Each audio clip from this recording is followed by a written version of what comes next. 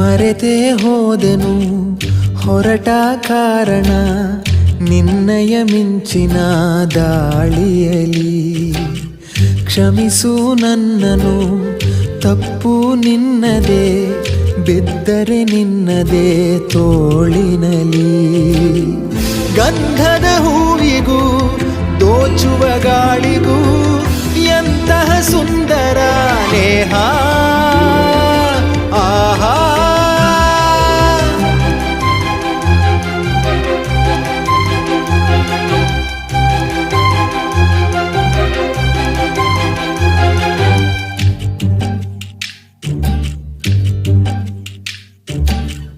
ಮರೆತೇ ಹೋದೆನು ಹೊರಟ ಕಾರಣ ನಿನ್ನಯ ಮಿಂಚಿನ ದಾಳಿಯಲಿ.